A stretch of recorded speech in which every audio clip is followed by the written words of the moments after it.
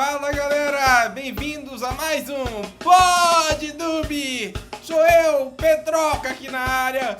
Estou aqui com ao meu lado Marco Jardim e o Olado Nerd Obscuro. Eita! Tá com energia hoje, né? Hoje é um dia mano. Incrível. Muito Obrigado. Quem tá com a gente, né? Obrigado, Marco Jardim. Do lado dele. Obrigado, Marco Jardim. Obrigado, Olado Nerd Obscuro, pela presença. E vamos que vamos. Quem vai começar dessa vez? O bate-bola aí, joga papel tesoura aí. Quem vai começar dessa vez? O Olado Nerd Obscuro. Eu ganhei. Vai eu, né? Tranquilo. Então, Vai lá, beleza. Vai lá, começa. E aí, Marco Jardim, como está sendo a sua rotina de trabalho na dublagem? Como é a rotina de um dublador experiente como você? Bom, a gente tem, que nem safra, né, de alimento, né? A gente tem altos e baixos, né? Tem época que a gente trabalha bastante, tem época que a gente trabalha pouco, e fica sempre essa oscilação. A gente não tem uma estabilidade de trabalho, né?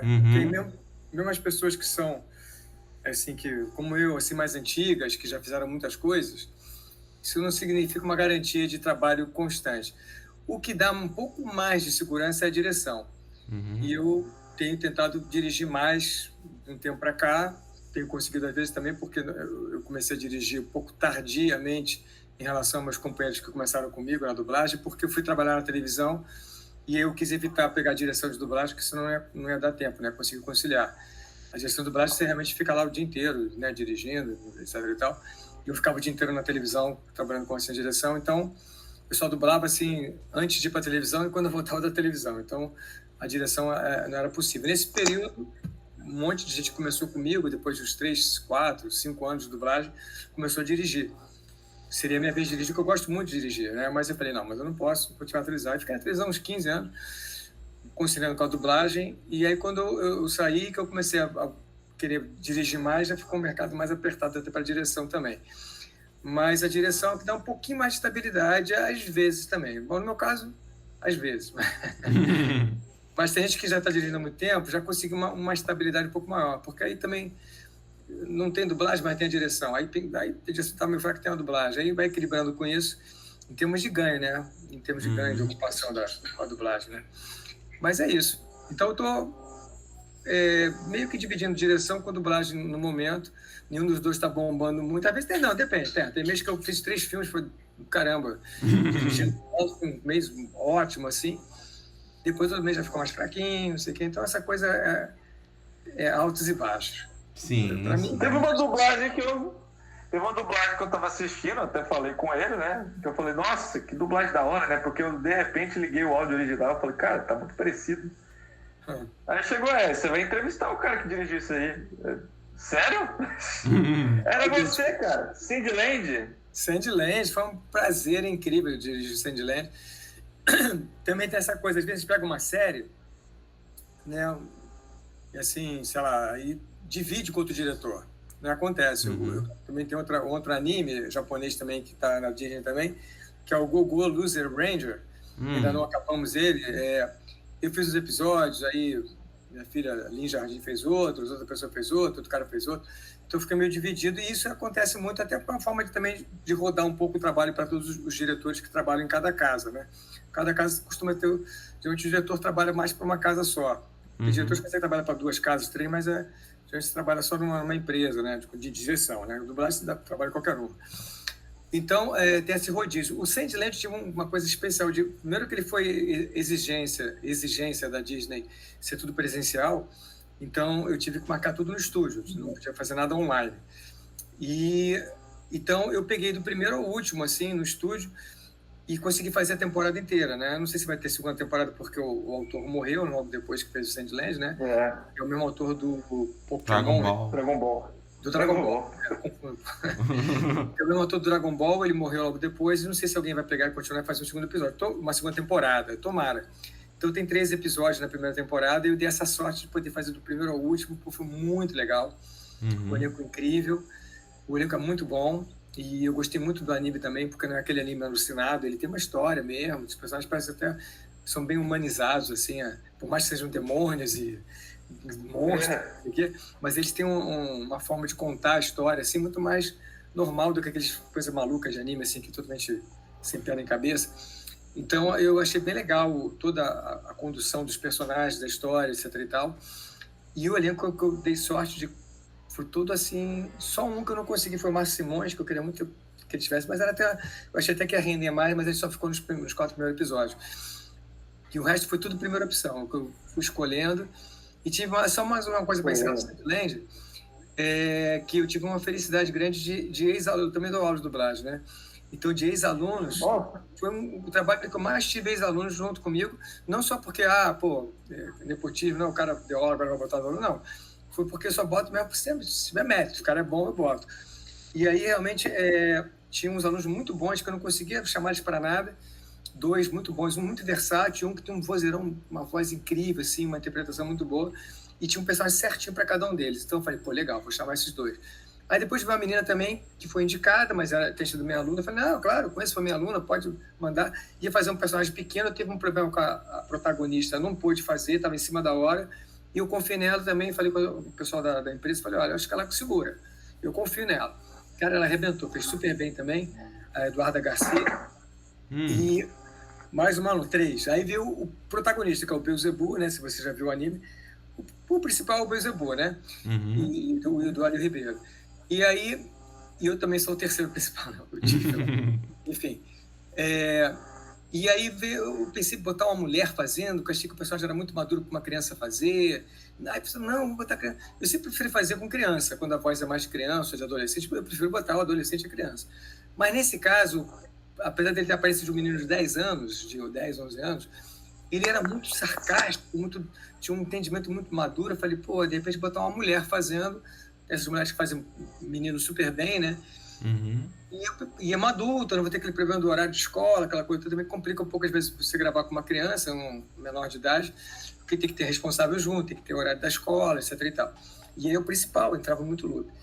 Aí o pessoal disse, não, cara, vamos fazer, tem aqui um menino ótimo, que aí de cor, eu falei, meu ex-aluno, Arthur Carneiro, ele começou comigo, nunca tinha feito dublagem na vida, nunca sabia do que se tratava, ficou curioso, fez um workshop, até pouco tempo eu queria que ele fizesse mais, mas ele estava sem grana, e começou a batalhar, né, com 11 anos de idade. Hoje ele vai fazer 15, está com 14, e aí já fez Tartaruga Ninja, fez um monte de coisa, quando chegou para mim já estava pronto para ser o protagonista. Ele arrebentou, fez muito bem, foi a melhor escolha, graças a Deus eu não fiz a burrice não, mas não fiz aquela coisa de botar um adulto, foi muito melhor fazer com ele, um menino de 14 anos, com a voz perfeita para o Beelzebub, cheio de ideias boas, cheio de criatividade, muito bom, muito rápido. Eu ficava com medo, né, porque tinha muito loop, se ele ia ter dificuldade de dar conta dentro daquele horário. Nada, o cara acabava sempre antes, entendeu? A gente marcava 4 horas do dublagem, acabava fazendo 3. Então, excelente. Então, eu tive a sorte de ter uns 6, mais um outro, 2, acho que 7 ex-alunos no mesmo trabalho. Foi muito raro, porque eu falo com os alunos, não prometo trabalho para ninguém. Primeiro dia de aula, você quer ser dublador? Ótimo, eu sou diretor, mas não prometo trabalho para ninguém. Ninguém. Depois dizer que tá fácil, que vai entrar. Não, vou dizer que tá difícil. É muito difícil, tem muita gente para dublar, tem muita gente querendo dublar, muita gente boa, tem pouco trabalho às vezes. Então, eu nunca vendo esse peixe, eu vejo muita gente falar, venha fazer o curso de dublagem para você trabalhar. Não é assim, não. O mercado está difícil para as pessoas antigas, ainda mais para as novas, né? Então, eu nunca falo nada para meus alunos que eles vão trabalhar, que é só entrar que vai fazer. Não é assim, não. Então, eu tive essa sorte, nesse caso, de ter 7 ex-alunos num trabalho só, né? Como foi Sandland. Foi muito legal isso. Eu fiquei bem feliz com isso. E foi nada de peixada, nada de puxa-saco, não. Foi tudo assim, por mérito mesmo, entendeu? Todos foram porque mereceram e mais legal, foram indicados para mim, entendeu? Eu não foi nem eu que chamei, né? Me indicaram, você foi meu ex-aluno. Eu falei pro Arthur, quando eu lembrava dele, né, já tinha feito aula comigo há quase 4 anos atrás, e ele... Falei, Arthur, cara, que eu fiz aula com você, eu tinha 11 anos, não sei o quê. Eu falei, caramba, Arthurzinho, cara, tá arrebentando aí. Então foi muito legal esse reencontro, assim, natural, né? Ninguém forçou barra porque, né, pra botar meu aluno lá para dizer que o meu curso bomba, não. Eu não gosto desse papo, sabe? O pessoal que faz curso de dublagem e fica dizendo que vai arranjar trabalho, eu acho que isso não é muito honesto, não. Eita! É verdade. Não, uma outra pergunta aqui. Essa que eu falei tipo uma brincadeira, surgiu do nada uma coisa que eu lembrei, né? Quando eu era criança, né? Muita gente cresceu com Star Wars, né? Eu cresci com você no protagonista. Do Luke Skywalker. Exatamente. Aí eu fui no cinema, quando é fé, você de novo. Você também é o mestre do Luke. Como é que é ser o mestre e o aluno? Como é que é ser o Luke e o Obi-Wan? Isso foi, né? O pessoal até sempre explica isso, toda live que eu faço, o pessoal, coisa que eu faço assim, que eu, em público, o pessoal comenta sobre isso, eu explico, né? Acontece o seguinte, quando eu fiz o teste para o Luke Skywalker, era o primeiro Star Wars, era um filme só, era um longa-metragem, ninguém sabia se ia ter continuação ou não. Fiz o teste para ele com outros dubladores, passei, graças a Deus, Mark Hamill, e fiz o Luke Skywalker do Star Wars, que no princípio era só um filme. Aí deu aquele sucesso todo, o George Lucas já tinha um monte de episódios lá na manga, e fez mais 2, né? Aí eu mantive o Luke Skywalker. Passou assim, acho que passou mais de 1 ano, 2 anos, sei lá, para ele entrar, passou um tempinho, para ele entrar nos outros episódios, que na verdade ele foi para trás, né? Ele começou com o episódio da história dele toda de Star Wars, né? Ele começou com o episódio 4, então ele fez o 4, o 5 e o 6. Né? Então o Star Wars normal, aquele primeiro filme longa-metragem, era o episódio 4 da saga do George Lucas. Quando ele fez o 5 e o 6, ele quis voltar para o 1, 2, 3, na história, né? No enredo dele lá. Aí o 1, 2, 3 foi feito anos depois, e aí era o Obi-Wan Kenobi jovem, né? Que antes era o Alec Guinness, né? Alec Guinness, acho que era, que fazia o Obi-Wan, o velho, né? E aí veio o Obi-Wan jovem, que era o Ivan McGregor, que eu já tinha dublado em alguns filmes antes. Fiz teste para ele, porque justamente por isso, quando a gente vai fazer um teste, a gente já chama um ator que costuma dublar um dublador que já costuma dublar aquele ator, né? Quando pedem teste. Quando o cara já sente que aquele dublador já fez muito aquele ator, já está muito marcado naquele ator, às vezes chama até direto, mas geralmente tem teste. Mas pelo menos pega os testes das pessoas que já fizeram ele, raramente pega um cara que nunca fez, joga lá o azarão, pode até pegar. Foi o meu caso no Mark Hamill, que o Niso Neto já tinha feito, o Mário Jorge já tinha feito, e eu fui lá de azarão, nunca tinha feito nada, e peguei papel Mark Hamill do Luke Skywalker. Aí o Obi-Wan Kenobi, a mesma coisa, por causa do Ivan McGregor, ele acabou de fazer o Ivan McGregor agora, por chamar também, fez o teste. Passei. Mas na época eram filmes isolados, longa-metragem que eu pro cinema, né? E eu falei, pô, eu fui o Luke Skywalker, agora tô sendo o Obi-Wan Kenobi jovem, tudo bem. Aí veio o episódio 2 e 3, né? Que aí foi os 3 filmes seguidos. E depois a Disney comprou, botou aquele pacote junto com o DVD, aquela coisa, juntou tudo e falou, caramba, esse cara que dublou o Luke Skywalker, que tá dublando o Obi-Wan Kenobi na minha... Agora o pessoal vai ver tudo direto, vai ver do 1 ao 6. E como é que vai fazer? Aí eles também queriam... foi tudo analógico, né? Até então tinha sido tudo feito no estúdio analógico e já estavam digitalizando, querendo botar uma qualidade melhor.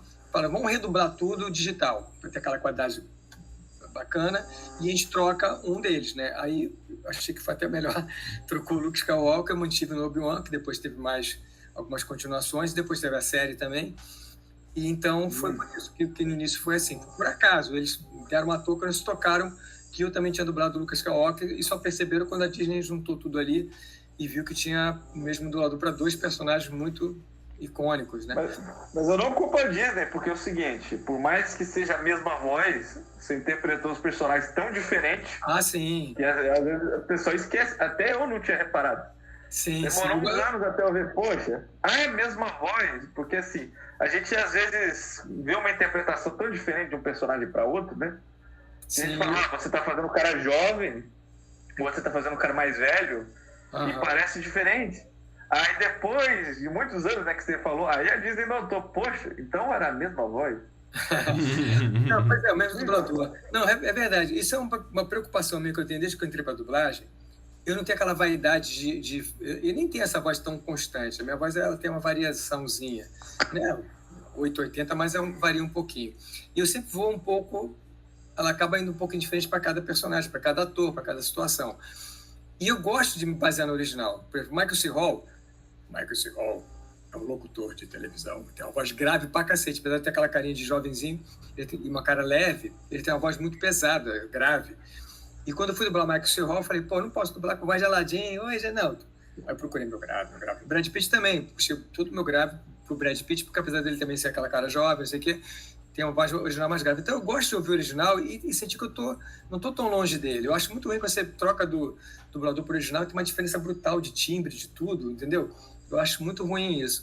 Então eu procuro me aproximar de cada ator, do personagem que eu faço, do som original. Isso tem uma flexibilidade, foi o caso, por exemplo, do Mike Hall. Eu nunca vou ter a voz do Mike Hall tão grave quanto a dele. A voz dele é muito grave.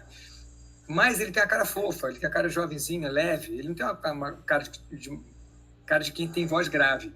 Então eu falei, vou usar esse trunfo para mim. O meu grave fica perfeito na cara dele, entendeu? E se você ouvir o original, não fica bastante.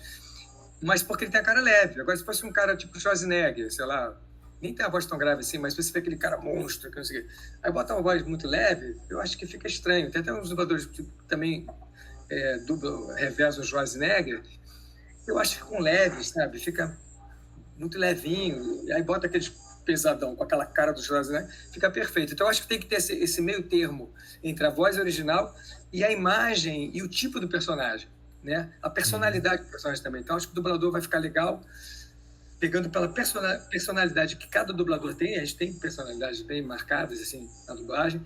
Então aquele dublador é bom para aquele tipo de personagem, que o outro é bom para aquele outro, né? O Mauro Ramos está sempre tem uma gama enorme de personagens, mas é uma coisa que tem a personalidade dele. Mauro Ramos, Márcio Simões, né, Guilherme Briggs, eles têm uma personalidade. Então você sabe que pode chamar o Briggs para uma coisa ali que tem a ver com aquela personalidade dele, vai ficar muito bom, né?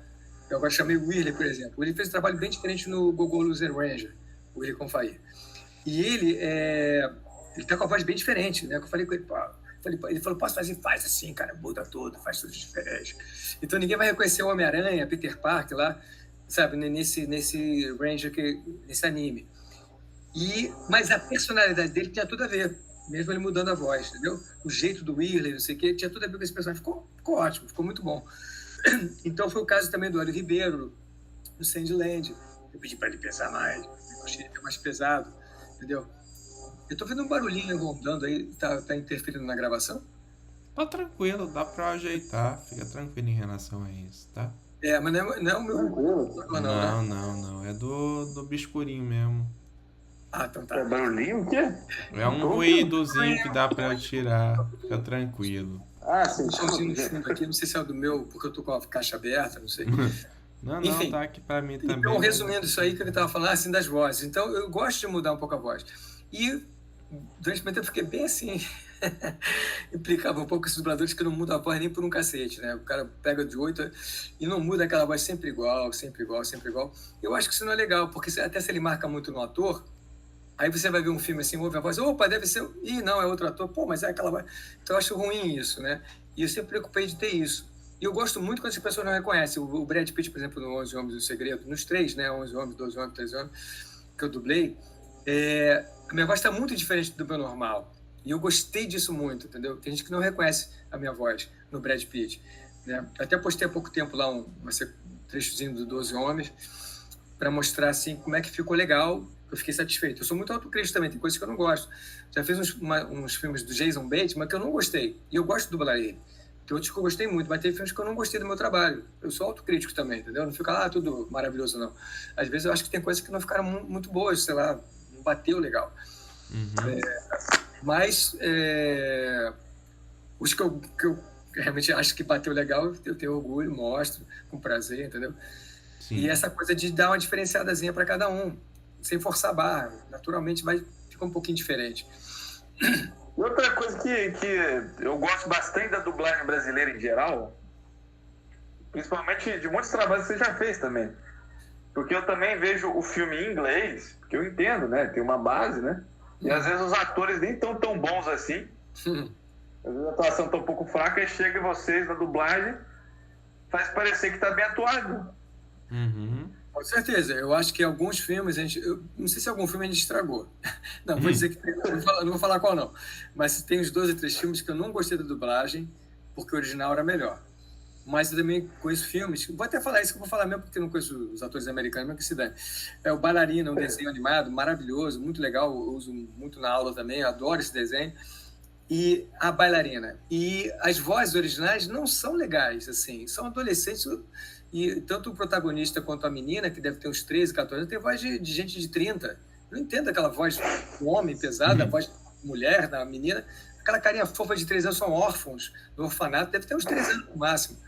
O que acontece? A dublagem A Bailarina é maravilhosa. Eu não sei todos que dublaram. Eu sei que o menino foi o Iago Machado, na época que ele era adolescente mesmo, tem aquela voz falhando de adolescente, aquela coisa assim meio falha, que é uma dublagem linda, maravilhosa, tudo a ver com a carinha do personagem, que era frágilzinho, meio confuso, não sei o quê. A menina que dublou também foi excelente também, eu não sei quem foi a menina. E os coadjuvantes também, os personagens secundários, cara, eles dão um banho na bailarina, na dublagem brasileira. Aí tem uma menina que é toda doidinha, que é um personagem mais secundário, ela meio vesguinha, ela toda doidinha, uma bailarina meio doida. E no original, ela não tem graça. A cara dela é engraçada, mas a voz, a dublagem não tem graça.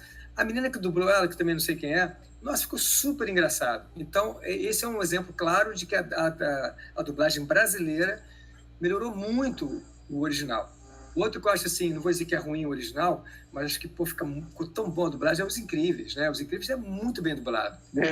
Todo mundo, o Moreno lá no Síndrome, pô, e o Senhor Incrível, a família toda, nossa, é muito bem dublado. Os Incríveis 1 e 2 é uma obra-prima de dublagem também. Modéstia à parte, o Aladdin também é uma obra-prima de dublagem. Sim, e foi eu pensando nisso. Todo mundo, o Jorge Ramos no Jafar, entendeu?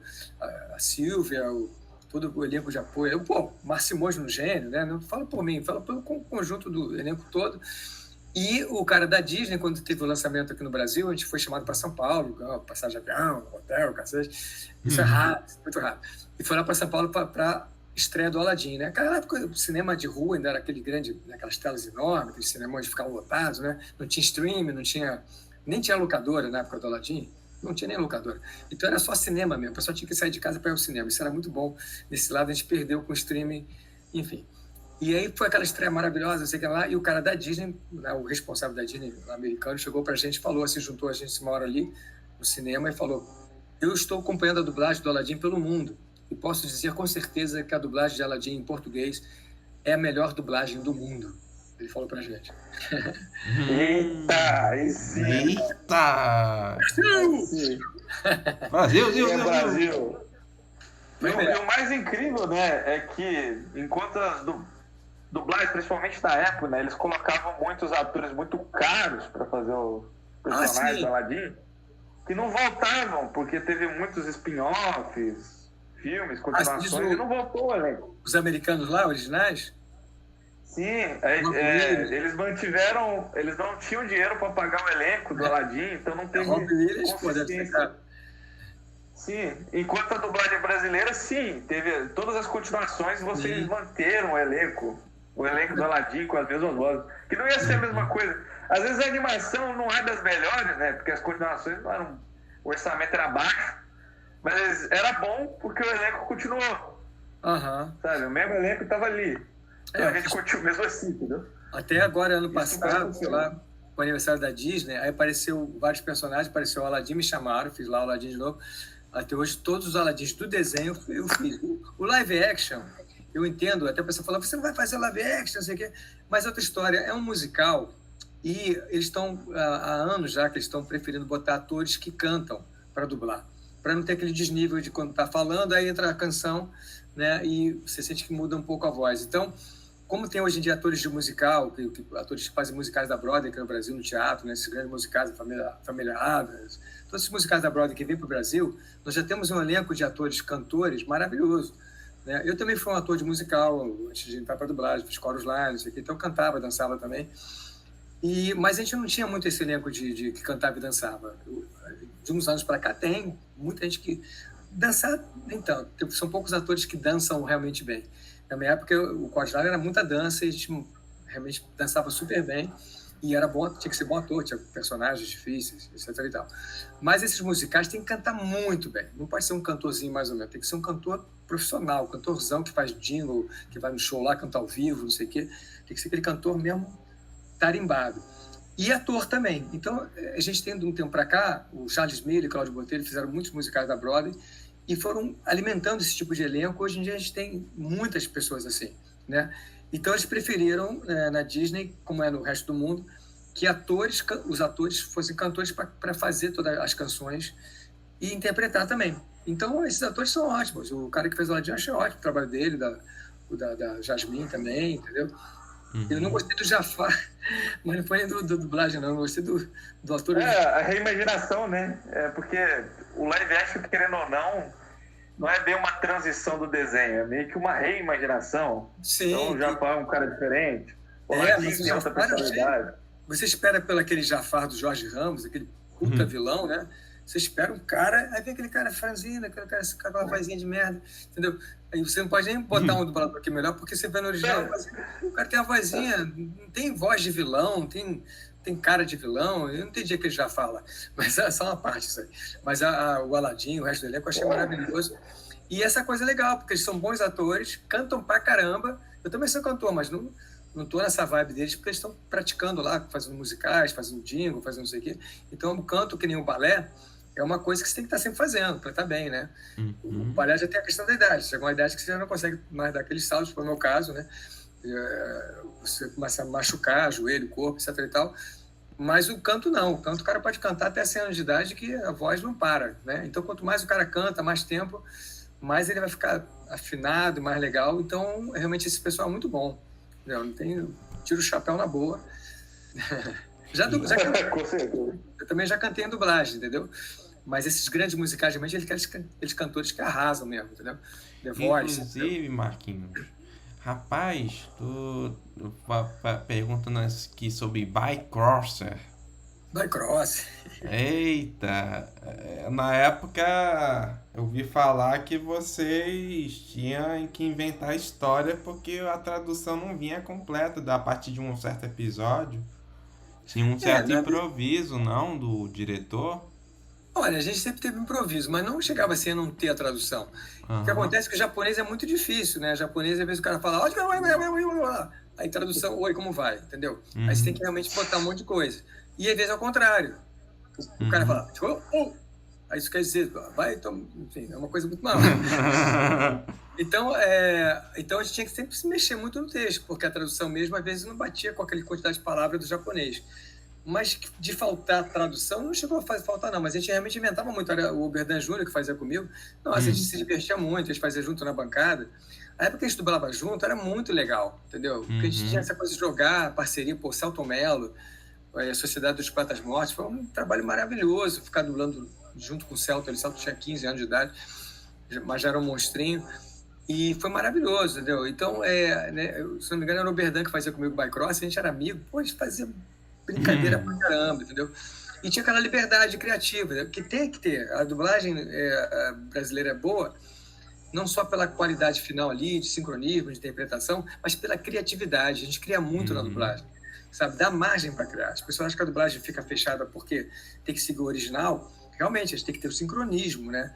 Mas a interpretação, você tem uma flexibilidade ali dentro, sabe? De brincar mais, entendeu? Por exemplo, eu tô falando que eu sempre me estendo... A Buffy Caça-Vampiros. O Xander, ele era a parte cômica da Buffy a Caça-Vampiros. E o Xander, no inglês, vamos dizer, ele falava assim... Se fosse pelo tom dele ali, ele era muito mais contido e menos engraçado, vamos dizer. Mas a cara dele era de engraçado. Ele tinha uma cara engraçada, ele tinha um jeito engraçado. Então, se você vê o original, ver o que eu fiz, eu carreguei mais na tinta com ele porque cabia ali, né? Sempre com verdade, a coisa mais importante é ser verdadeiro, natural. Você vai carregar mais e ficar falso, ficar exagerado, jamais na dublagem. Quando você fala de carregar mais, é botar mais emoção, mais intenção, mas dentro de um contexto de verdade. Não pode você só fazer teatralmente. Hoje em dia não cabe mais nada teatral, nada exagerado, aí é canastrão, aí é ruim. Isso não cabe. Você pode fazer uma coisa como o Briggs faz. O Briggs faz loucuras com o Jim Carrey, mas o Jim Carrey já é louco no original. Então, quando o Briggs pira fazendo o Jim Carrey, ele faz com uma verdade absoluta aquelas loucuras todas. O Grinch é uma obra-prima de dublagem também do Briggs. Uma obra-prima, entendeu? Então, quer dizer, a gente tem uma liberdade dentro. E o Briggs brincou muito, criou muita coisa ali no Grinch. Tem um monte de coisa que não tá lá no original, não. Ele disse que... Tem uma entrevista que ele falou que ficou meses dublando. Não, não dá, não. A gente não tem esse tempo, não. Não tem esse tempo, não. Ele brinca muito. Não, ele não ficou meses dublando, não. Mas ele fez um trabalho maravilhoso, uma criatividade absurda, muita coisa que ele botou lá tem nada a ver com o original, mas tem tudo a ver com a gente, com a piada, com a graça, com a cara do Jim Carrey ali, com o do Grinch, entendeu? Foi o que eu fazia com o Xander. O Xander ficou mais engraçado comigo aqui em português, quer dizer, pra gente pelo menos, do que o original, porque no original o americano é mais contido. Aquele americano de stand-up, né? Ele pega o microfone lá no palco, então ele fica... Ele não tem uma coisa, né, muito rica, assim, de interpretação. O comediante americano é mais contido, no geral, né? Tem exceções. Então, eu senti que no Xander cabia ser um pouco mais... Em vez de falar assim, nossa, meu Deus, que cheiro horrível que está aqui. Fala, nossa, meu Deus, mas que cheiro horrível que está aqui. Meu Deus do céu, que fedor. Dá para fazer isso com ele. Entendeu? E no original não tinha isso. Porque a cara dele, a expressão dele cabia aquilo ali e ficava mais engraçado, já que ele era a parte cômica, entendeu? Então, isso que eu falo que a gente tem uma liberdade de mexer um pouco no original, né? Uma flexibilidade ali dentro e a criatividade de cada dublador, que é que enriquece mesmo o trabalho. Eu também acho, olha só. Só um comentário. Ó. Quando eu comecei a assistir filmes em inglês, né, entender como que a lógica, aí eu comecei a perceber que quando vocês fazem a dublagem, não é só uma questão de você traduzir, também adaptar para o jeito que o brasileiro fala, né? Porque assim, os americanos, eles interpretam muitos filmes, é muito cochichando, né? É muito cool, ele não tem essa coisa assim. Muito pra dentro. Aí quando a gente adapta, né? Quando vocês fazem pro Brasil, vocês falam pra fora, né? Eu vou fazer isso, eu vou fazer aquilo. Depende do personagem. Aí que tem um bom senso e o bom trabalho de ator de cada dublador. Bom, uma coisa que sempre é bom frisar para o pessoal que está vendo aí dublagem, assim, ouvindo falar sobre dublagem, que não existe a profissão de dublador. Existe o ator que faz dublagem, como faz televisão, faz novela, faz circo, faz teatro, faz qualquer coisa. A dublagem é uma das atividades de um ator. Tá? Então não existe profissão dublador. Alguns atores escolhem, sei lá, o caminho, a vida levou, ou escolheu mesmo, como o Briggs escolheu, dedicar à dublagem. Então ele é realmente um cara 100% da dublagem. Mas eu, Jorge Lucas, Alfredo Martins, tem um monte de gente que faz televisão, faz cinema, faz teatro, fez muito teatro fazendo dublagem, fazer teatro também junto, né? Então o importante é que tem que ser ator, né? Então não existe a profissão de dublador, existe a profissão de ator que faz dublagem, né? Por isso, porque aí tem que ter esse feeling, né, de entender o que é a interpretação do personagem, não ficar aquela coisa, ficar coisa só da voz, né? Não é a voz. E aí que vem a versão brasileira, porque a tradução simples, né, é aquela coisa dura do Oscar, que você vê lá, a tradução do Oscar, né? Como é que é? Eu queria desejar esse prêmio para minha família e para minha mãe, que minha mãe que está ali na plateia, e eu quero... Isso é tradução, é horrível, né? Então, a versão brasileira, ela tem uma coisa de colocar naquela boca ali, naquela cara, como se a gente estivesse falando no Brasil, aqui, entre a gente, como é que seria aquele personagem falando aqui, entendeu? Isso que é o trabalho da criatividade. Então, o texto da dublagem nunca é uma bíblia sagrada, ele é totalmente feito para ser mexido, para ser trocado, para ser modificado, para ficar melhor, sempre pensando de como a gente fala, como é que a gente fala, não como a gente escreve. A tradução e a legenda e o Oscar é como se escreve, né? E a dublagem é como se fala. Então o cara vai dizer assim, tá escrito assim, nós iremos à sua casa. Tá lindo, muito bonitinho, bem escrito. Mas é um jovem que tá falando isso? Não, ele fala, a gente vai na tua casa. Ninguém fala, nós iremos à sua casa. Vou entregar-lhe uma carta. Isso escrito tá falado. O que vai falar? Vou entregar-lhe uma carta? Onde que... De época, tudo bem, né? Agora um moleque do morro ali da favela, pensou ali, vou entregar-lhe uma carta. Não dá, né? Agora, tem na parada, aí que vem a versão brasileira, entendeu? Esse que é o barato. E a gente faz muito bem isso. Modéstia à parte tudo. Uma cena específica que eu fico impressionado até hoje, né? O pessoal separa às vezes na internet. Aquela cena do cinema, da versão do cinema, né? Porque teve a redublagem. Do Star Wars, quando tava o Luke e o mestre dele, o Obi-Wan se separando. Nossa, aquele negócio tem tanta carga emocional naquele negócio. Cara, aquilo fez... Não é uma leitura, o bagulho tá... A gente sente aquele negócio, tipo... O cara fala, você foi pras trevas, você falando, né? E o outro... É um irmão pra mim. Nossa! Cara, um irmão pra mim. Dá pra sentir. Você vê lá nos comentários, nossa, o bagulho dá pra sentir, né? E às vezes a gente pensa, né? Esses dubladores, né? Vocês trabalham tantos negócios diferentes. Tá lá no Aladdin, depois você tá nisso, depois tá naquilo... e mesmo assim consegue se dedicar naquilo e fazer daquele nível, sabe? É o trabalho do ator, entendeu? Impressionado. Você vê, por exemplo, o Ivan McGregor lá. Você vê aquela cena incrível, eles lá no meio da lava, e já cortou o Anakin todo, e o Anakin tá lá escorregando na lava, ele lá em cima. Cara, aquilo foi feito num chroma key. Aquilo foi feito ele em cima de um negocinho verde, com fundo verde, uma equipe enorme do lado, em volta deles lá, o cara com um boom ali na cara dele, entendeu? Então, quer dizer, o trabalho do Ivan McGregor lá, de fazer a gente acreditar que eles estão ali no meio daquele planeta ali, e no fundo eles estão dentro do estúdio lá, cheio de chroma key, é o mesmo trabalho que a gente tem na dublagem, está dentro do estúdio, lá com aquele microfone, mas se colocando ali dentro daquela cena que a gente já está pronta, né? Eu já dublei até coisas que vieram em chroma key ainda, o filme estava em produção e já querendo adiantar a dublagem, então veio, inclusive do Star Wars, veio um pedaço assim, do filme com chroma key no fundo, sabe? Mais mal acabado, que a gente não tinha acabado de fazer o filme. Então, mas quando já vem o filme pronto, né? O filme aí você vê aquela imagem, aquela situação ali. No caso, esse que eu dublei, já estava tudo pronto. Então, eu vi eles ali em cima daquela lava escorrendo ali, eles lutando ali. Então, você se coloca como dublador lá dentro daquela situação, daquele personagem. Como o Ivan McGregor, também tinha que esquecer que estava dentro de um estúdio de chroma key, né? E se colocar naquele planeta, né? O trabalho que ele tem de ator, de fazer a gente acreditar que ele está naquela situação ali, é o mesmo que tem que ser do dublador, mesmo que esteja lá parado no estúdio com o microfone na frente, de se colocar lá dentro daquela situação também, para poder falar como se estivesse lá. Entendeu? Esse que é o grande barato. E foi isso que aconteceu naquela cena. Eu não pensei que eu estou dublando aqui. Não, eu tô lá. Eu sou o Obi-Wan Kenobi acabando de ter que matar meu melhor amigo, meu discípulo, não sei o quê, porque ele se revoltou, ele virou pro lado do mal. Então tinha toda aquela carga daquilo ali para me colocar ali dentro da cena, entendeu? E realmente eu acho que eu fiz legal porque eu realmente entrei no barato da cena, me coloquei no lugar da cena ali, como o Ivan McGregor fez também, né? É super importante. A gente vê aquela cena... Por isso que a dublagem brasileira é desse nível, né? Porque a gente chega lá, realmente, a gente sente, né? Não mas bagulho que a gente só cara, tá vendo. porque A gente sente. O cara fez isso lá, pô, eu não posso fazer diferente aqui, eu não posso fazer menor que ele aqui. Eu não posso fazer menor.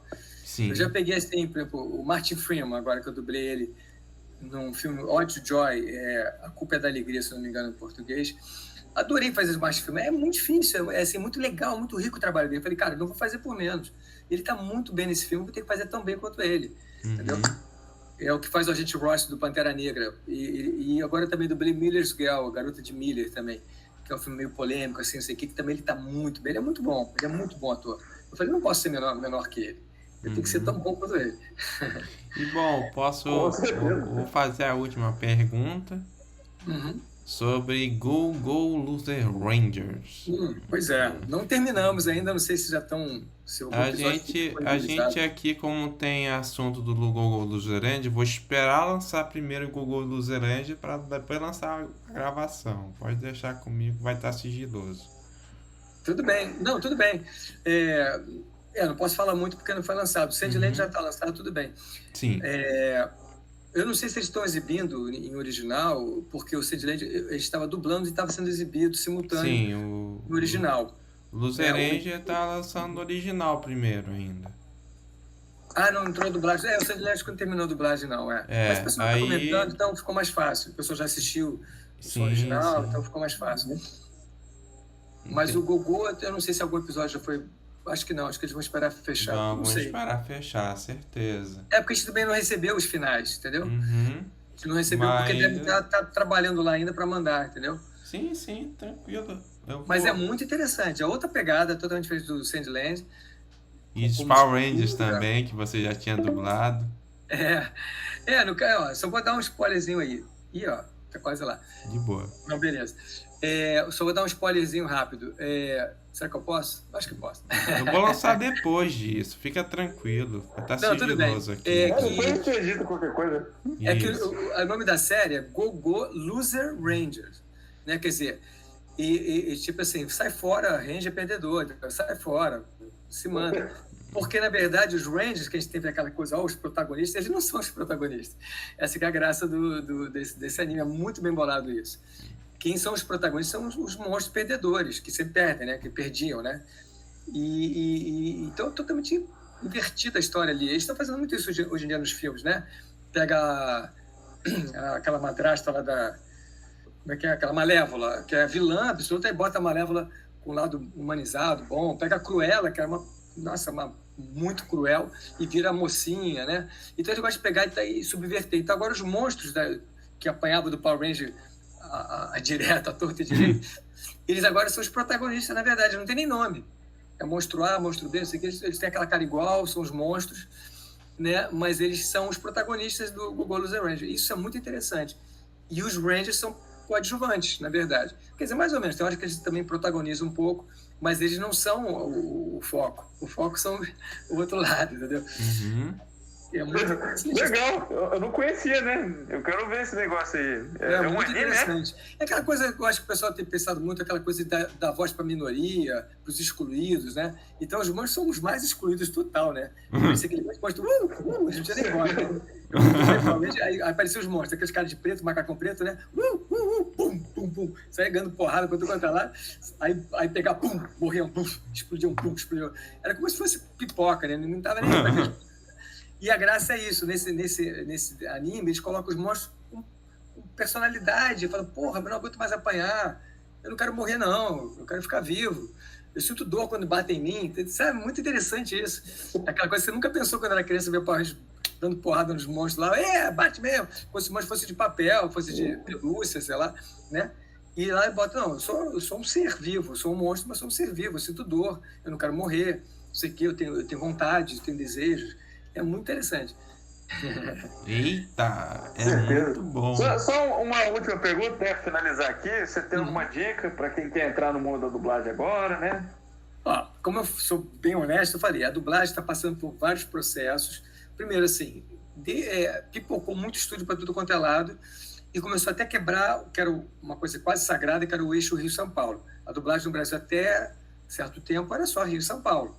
Aí começou a pintar um estúdio em Curitiba, um estúdio em Belo Horizonte, um estúdio em Buenos Aires, outro em Miami. A coisa começou a perder um pouco o controle. Porque acontece, nesses estúdios que saem desse eixo, a gente não tem a capacidade de manter nossas regras, né? Ou seja, o que seria mais grave? O pessoal começar a pagar menos para o dublador nesses lugares. E as pessoas tomarem o que querem fazer. Pô, tô lá em Curitiba, não tem nada a fazer, vou dublar. Mas a hora é R$180, eu vou te pagar 50. Beleza! Porra, manda aí, 50 pau, sabe? Então o pessoal começa a pagar menos, aí faz um orçamento menor, chama para um estúdio grande, sei lá, fala assim, pô, você está dublando ali na Delarte, vai cobrar $1.000, eu faço para você por $500 facinho, entendeu? Aí o pessoal acaba topando. Mas o que acontece? Vai pegar um elenco de quinta, né? E a dublagem pode ser ruim. Ou pode pegar pessoas que são boas também, desconhecidas, que têm um resultado razoável. Mas vai estar fugindo da regra, vai estar pagando menos, vai estar desvalorizando o trabalho, etc. e tal. Então, a gente está passando por esse processo agora, com esses vários lugares abrindo para todo quanto é lado e quebrando essa coisa que a gente tentar manter de respeito ao trabalho, da valorização do trabalho, que sempre ficou no eixo Rio-São Paulo. A outra coisa é que é um boom enorme de dubladores também. Aumentaram muitas produções, com os streams, não sei o quê. Aumentou muitas séries, muitos filmes toda hora. Também teria, teoricamente, mais trabalho para todo mundo. Mas eu acho que a proporção de gente que foi entrando para a dublagem foi maior do que esses trabalhos. Então, hoje em dia, o trabalho está mais dividido, está mais rarefeito, assim, por conta de muitos dubladores também, e acaba criando os nichos, né? Não tem como evitar. Eu gosto muito de peguei dubladores que eu nunca tinha ouvido falar, trabalharam comigo agora, mas eu fui procurar os que eu conheço, né? Não é que seja panela, mas eu queria o Hélio Ribeiro, queria o Márcio Simões, queria o Briggs, entendeu? Eu vou pegando as pessoas que eu conheço. Então, acaba ficando mais um nicho ali, mas também esse nicho também tem um efeito contrário, que é o nicho das pessoas novas que vão para um estúdio novo e começam a dominar aquele estúdio novo e também ninguém mais entra ali, entendeu? Tem um monte de gente que eu não conheço que dubla pra caramba naquele estúdio que foi, desde o início, foi criado ali, naquele estúdio, se criou ali, e eu nem conheço exatamente, mas aí também é difícil um outro dublador dublar lá. Então, começou a fazer vários nichos. E aí fica mais difícil também essa coisa de administrar isso. Por isso que eu falo para os dubladores novos que está mais difícil agora. E a segunda coisa, que todo mundo sabe aí, essa grande ameaça da inteligência artificial, é ocupar o mercado. Só para encerrar, não acho que dá tempo ainda, em relação a isso, eu acho importante falar da inteligência artificial. A questão é a seguinte, a gente não pode pedir a tecnologia, como a gente não impediu quando dublava todo mundo junto em volta do microfone, naquela fita de magnético, e foi passar para o computador para dublar todo mundo individual. Isso mudou muito o processo da dublagem, porque uma cena que tem 6 personagens, por exemplo, Platoon, tinha 20 personagens no loop, né? Numa sequência pequena, tinha 20 pessoas falando. Imagina fazer isso hoje em dia, você tem que chamar 20 vezes aquela cena, 20 vezes as pessoas. Tem um bilhete aqui. Tá bom. É que ele mandou um bilhete que tem um bicho no quarto dela. Daqui a pouco eu vou lá. Você só entrou uma mãozinha aqui, uma mãozinha de 8 anos. Enfim. Então, a gente fazia 20 pessoas dentro do estúdio, né? Por isso o estúdio tinha que ser grande, etc. E tal. Agora você tem que fazer um de cada vez. Então, essa mudança foi radical, né? Porque cada um tem a sua trilha. No processo da dublagem. O que aconteceu? Para o dublador, diminuiu, porque a gente tinha loops ociosos que a gente ficava dentro da chamada do horário, ligava por aquilo, e a gente passou só a ficar o tempo todo dublando, né? A gente gruda o umbigo, que a gente chama na bancada, a gente gruda o umbigo lá e vai do início ao fim dublando. Antes não, a gente fazia um loop, saía, sentava um pouquinho, aí o outro lá fazia outro loop, aí fazia um loop junto com o outro, aí saía. Então, para fazer o Aladdin, que era nesse sistema de vários dubladores dublando juntos, e aí você esperava para voltar para dublar junto com aquele dublador, depois junto com o outro, você ficava dentro do estúdio. Eu fiz o Aladdin em aproximadamente 24 horas de estúdio. E eu ganho por hora. Então eu ganhei, 24 horas de estúdio na época, de valor de cinema, etc. Foi até película, né? Foi até película, projeção na tela mesmo, de cinema. A gente dublou com tela de cinema mesmo, na Delarte. Foi aproximadamente 24 horas. Hoje em dia, eu dublo o Aladdin inteiro, no máximo 6 horas. Ou seja, se eu ganho por hora, eu reduzi 4 vezes o meu ganho pelo filme do Aladdin. Se for dublar o Aladdin hoje em dia. Então, para a gente foi uma furada, né? A gente teria que aumentar o valor da hora para compensar, enfim. Não conseguimos tanta coisa, mas não tinha como frear a tecnologia. Fala, não, a gente não quer fazer com o computador, a gente vai fazer no analógico, na fita magnética lá, aquele estúdio cheio de gente. Não adianta, não tem como fugir disso. A inteligência artificial tem essa grande ameaça porque ela vai ser mais barata do que um dublador. E para os estúdios lá, eles querem a economia. Mas, cara, aí tem a versão brasileira, a criatividade, o prazer que as pessoas... A gente tem já até com a rede social, a gente vê que tem uma rede de fãs de dublagem, que é pessoas que apreciam a dublagem, né? Então, não tem como perder isso para a inteligência artificial. Isso eu acho que é muito sem sentido. E eu acho que também tem que ter um freio na inteligência artificial, não só para dublagem, mas para tudo que é artístico. A arte é o que define a gente como ser humano. A gente não pode deixar isso para um computador, entendeu? Deixa o computador fazer lá os trabalhos automáticos, trabalhos, né, que são repetitivos e etc e tal, entendeu? E o trabalho que é técnico, por exemplo, uma coisa que a gente quer da inteligência artificial muito, e a gente quer tentar negociar que fique isso, é a labial, entendeu? Na imagem. A nossa grande dificuldade na dublagem, ainda mais quando é uma tela grande, né, aqueles filmes para cinema, aquela enorme, aquela boca gigante ali na tela, você botar as labiais, um B, um P, que não bate com o inglês, não bate com o japonês. Então, a gente fica se quebrando ali para tentar tapear aquela boca que está falando uma coisa totalmente diferente, né, do que a gente está falando. Aí você fala agora dublagem normal, sem se preocupar com isso, e depois a boquinha ela é redesenhada lindamente pela inteligência artificial e fica sincronizada. Pô, show, cara. Por que a gente não vai recusar isso? Isso é um trabalho puramente técnico, entendeu? Vai até dar mais um emprego para o cara que vai fazer essas boquinhas modificarem, entendeu? E não atrapalha em nada o artístico. Isso não é o problema do artístico. O artístico é a interpretação, é a vida do personagem, a voz do personagem vivo ali falando, né? Como o ator original fez. Então, quer dizer, é uma questão de bom senso, de lógica, não tem sentido. Oi, mais um bilhete aqui. O bicho está voltou no quarto dela. Isso, o bicho tá difícil. Aqui, ó. Essa é minha filhinha ali, desculpa, a N é a outra. A N também é dubladora, né, N? Já dublou quantos filmes? Uns 6, 7 filmes, né? Ela começou a dublar com 6 anos.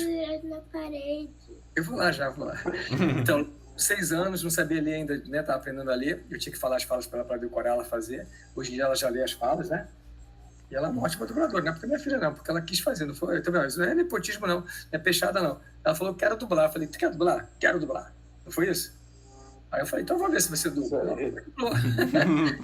Tava no DNA, dublou, né? Depois que ensinar a dublar, tem que ensinar a usar a força também. Ah, pois é. Então, para concluir, a inteligência artificial é isso. Ela é muito bem-vinda no lado tecnológico, que vai facilitar algumas coisas, mas não na questão artística, isso não pode... E aí que eu falo, não é só dublagem, é para criar um ator visual, é escrever um livro, pintar um quadro, sabe? Isso como curiosidade. Com certeza. Escrever livros, estou escrevendo roteiros de cinema com a inteligência artificial, quero dispensar roteirista, dispensar escritor de livros, dispensar jornalista. O jornal é todo feito por inteligência artificial, entendeu? Isso é ridículo, isso é uma coisa do humano, cara, isso não pode ocupar esse espaço, entendeu? Isso não tem sentido. Não é que, aí que, hoje em dia a qualidade não é boa ainda, né? A dublagem da inteligência artificial deve ter umas coisas meio duras, não sei o que, não fica legal, lógico, né? Não é um ser humano de verdade. Mas ela pode até ficar boa de qualidade, mas acho que é um desrespeito. É desleal, né? Dela. Esse terreno não é da a arte, é teatro. Você vai botar agora um palco holograma, vai tirar o ator do teatro para ter um holograma ali. Pô, não, o barato do teatro é isso aí, o ator tá vivo no palco, ele pode errar, ele pode cair, ele pode esquecer o texto. Com certeza. Pô, isso é o grande barato. Assim, pô. A IA não vai fazer o quê? A gente sentir. Que nem eu tinha falado. Pois é, não tem sentido aí, não vamos substituir a gente. Sentir é melhor. Pois é, eu dou um exemplo, quer dizer, vamos botar então um jogador, né, um robô lá do caralho, vai jogar 10 vezes melhor que sei lá, qual é o melhor jogador, o Neymar, sei lá, vai jogar muito melhor e vai botar um robô lá para jogar. O pessoal vai topar que esse robô jogue com outros? Não, mesmo que ele jogue bem. Pô, não quero ver um robô jogando, entendeu? Eu quero ver um ser humano de carne e osso jogando, entendeu? Jogando bola lá com a dificuldade, vai suar, vai ser... Com certeza, com certeza. Que não sente dor, que não sua, que não se cansa. Qual é a graça? A mesma coisa da inteligência artificial nas artes, entendeu? Não tem sentido a arte, esporte. Não tem sentido. Se o pessoal pensa em esporte, acho que o pessoal entende melhor. E realmente tem nada a ver botar um robô para lutar boxe, um ser humano, não tem sentido. Para jogar bola, para não sei o quê, pô. Né? O esporte é do ser humano.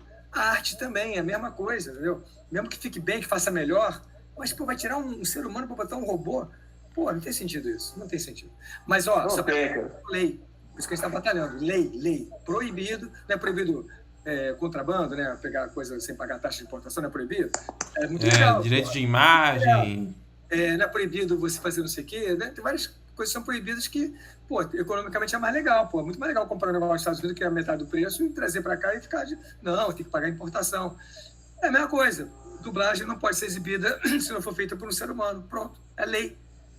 Eu fiz, ficou bonitinho lá com a inteligência artificial. Beleza.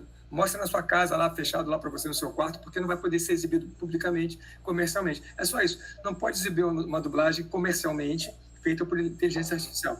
Toda dublagem comercial, que vai para o cinema, para televisão, para o streaming, não sei o que, tem que ser feita por um ator de verdade, de carne e osso, ser humano. Pronto. Tem que virar a lei isso. E acabou.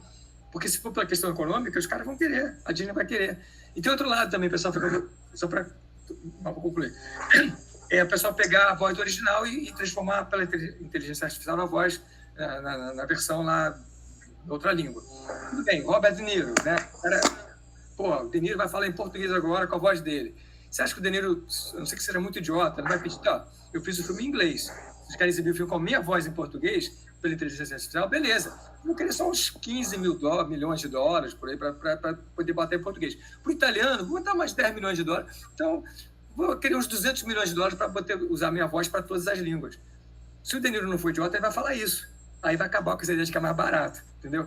Então, a única coisa que é atrativa para o pessoal falar, pô, mas eu queria ver o Brad Pitt com a voz dele mesmo, falando em português, eu acho que vai ser do caralho isso, aquilo lá, entendeu? Beleza, o Brad Pitt, por favor, cobre caro para isso. Eu acho que ele não vai cobrar barato, entendeu? Uhum. E aí, não tem a mesma graça.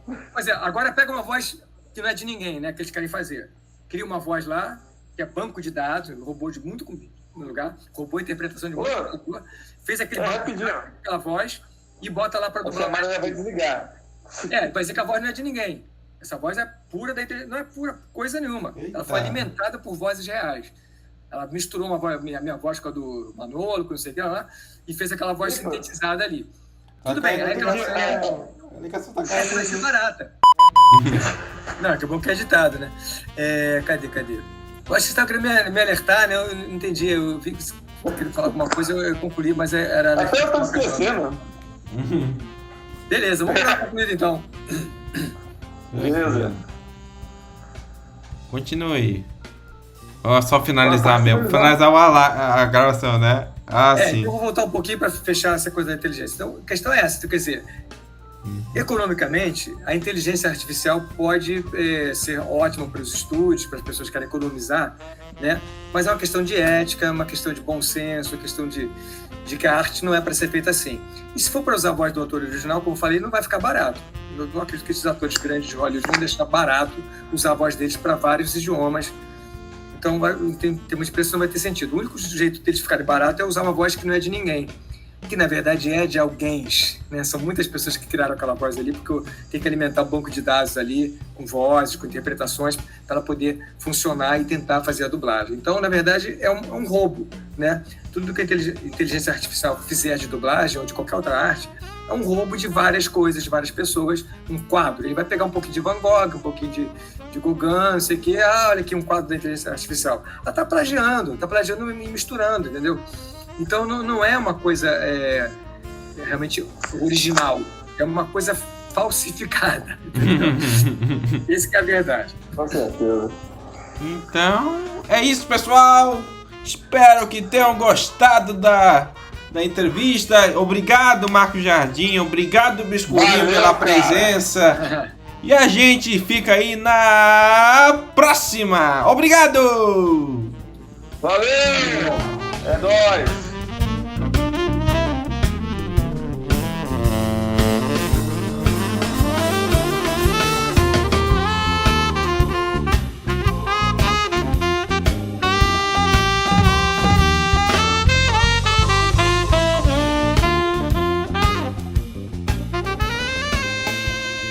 Feliz Natal, seu animal imundo!